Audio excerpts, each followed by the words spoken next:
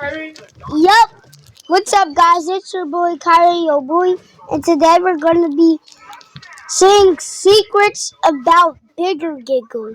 So, if you want to see more of me, hit that like and subscribe button and enjoy. Okay, guys. So, this is secrets about Bigger Giggle.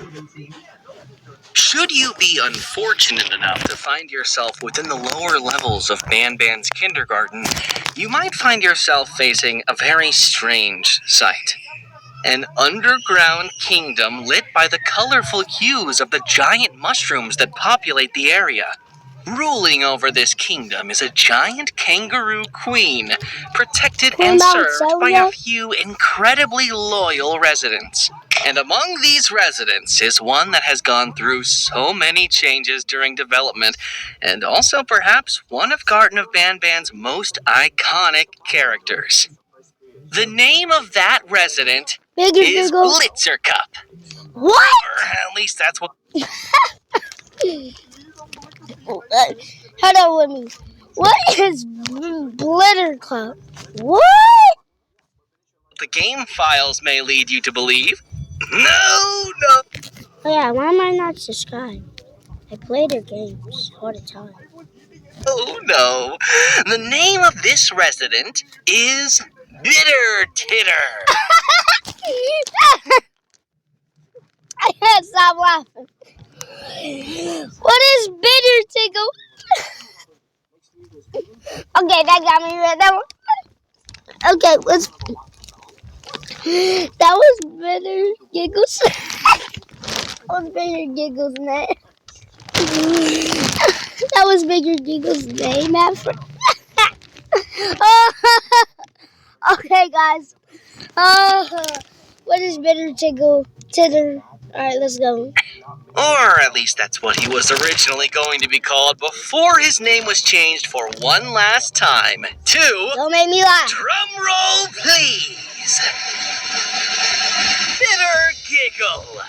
The Garden of Ban cast each have their own detailed story and personality, and that's what makes Garden of Ban unique.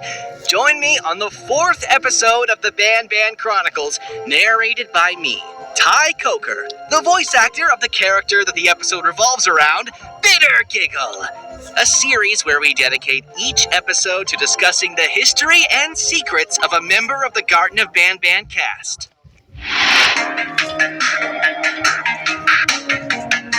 We'll do an intro here. These are all the tapes.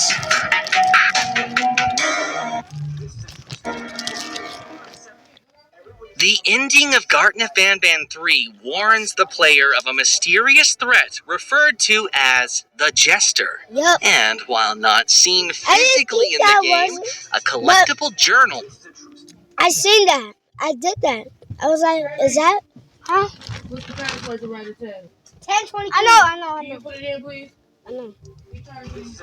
Hold on, guys. So, guys, what I said while I was saying this, that I seen this, I was like, is that a jester? I was like, don't let the jester find you. I was like, is that going to be in Garden of Ban 4? So I did some research on the same day when I played it, and I found out his name was Bigger Giggle. That's crazy. Named the Smudged Poster depicts a strange figure never seen before in any of the games, which at the time many correctly theorized is this jester that we are cautiously told not to let find us. This was the introduction to what would later become a major character in the franchise. This figure is tall and humanoid, but most strikingly, he was vertically split into 2 colors, purple and green. Which begs the question, is this always how Bitter Giggle was intended to look like? The answer is no! And there's a big story behind the process that led to the creation of Bitter Giggle. During the development of Garden of Ban 3, the Euphoric brothers felt that it would be a cool idea to add a character with 2 heads, with each head having a personality of its own. Quickly, they went to the drawing board, where many concepts would be created and discarded until the best one remained. This was done using the process of elimination. In the end, there remained 3 final potential concepts, which were a 4-legged creature with a cat head and a dog head, a 4-legged creature with a turtle head and a chameleon head, sound familiar, and a creature that didn't have 2 heads per se, but his body split into 2 different contrasting sides. The 4-legged creature with a cat head and a dog head was the next to be eliminated, permanently banished to the dark realm of scrapped Ban concepts. Wait, is that where Sulfius lives? This left one hard final decision to be made. Who gets the Ban hammer next? Hey, forget Ban. The turtle and the chameleon? Or the 2-sided freak that looks very much like a jester? If you've played the Garten of Ban games, you probably already know what the conclusion was. The final decision was to add both. One as a boss fight in Garten of Ban 3, and one as a major aspect to the kingdom that the player would visit in Garten of Ban 4, where they would officially be a jester. And just like that, the first 2 members of the Mutants family were created, forever bonded by the fact that originally only one of them was supposed to make the cut. We don't talk about Sulfius. But even though the 2-sided jester as a concept was established, it still needed a remarkable color scheme, and it wasn't originally the green and purple we know Bitter Giggle for today. Bitter Giggle was originally going to be yellow on the smoother half that's now green, and light blue on the scruffy half that's now purple. A color scheme that was recycled and applied to one of the experimental jesters in Garten of Ban. Speaking of the experimental that jester was Stink Noodles. The real jester could have been Stink Noodles, bro. They were originally called the hybrids, as can be seen on the file names of their voice lines. But this is far from the only Bitter Giggle-related content found in the game files that wasn't shared publicly. Did you know that as of Garten of Ban 0, Bitter Giggle by far and large has the highest amount of unused voice lines, spanning from his debut in Garten of Ban 4 all the way to Garten of Ban 0? This is, in part, thanks to the great amount of unused laughs that never made it into the games. Take a listen to a few of them.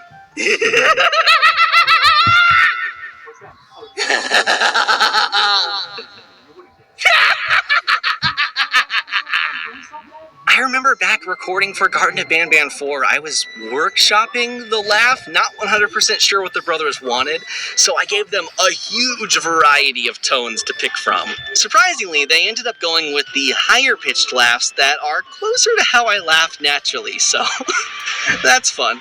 In terms of actual voice lines where words are spoken, Bitter Giggle doesn't fall short either. In Garten of Ban 6, Bitter Giggle has 2 unused voice lines. Take a listen. Let's go! This is our only chance!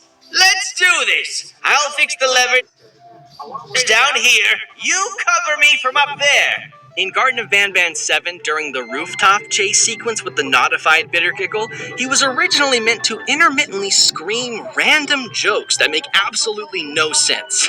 Take a listen. What did the sheep say? A car! What do you call a leap that sneezes? This had to be scrapped because it would have been difficult to listen to Bitter Giggle as you were running away from him. So instead, it was replaced entirely with crazed laughs. 2 of these crazed laughs that would have been even cooler. Take a listen.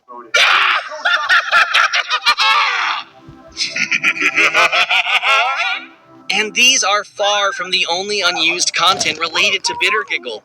As with most other characters, Bitter Giggle 2 remains part of many unused scripts and sequences, once again spanning from Garten of Ban 4 all the way to Garten of Ban 0. During the climax of Garten of Ban 4, the player witnesses Bitter Giggle achieve his goal of making Queen Bouncelia laugh, but not before his massive pet Kittysaurus and a mutated little beak engage in an intense fight. This all takes place within the Queen's throne room.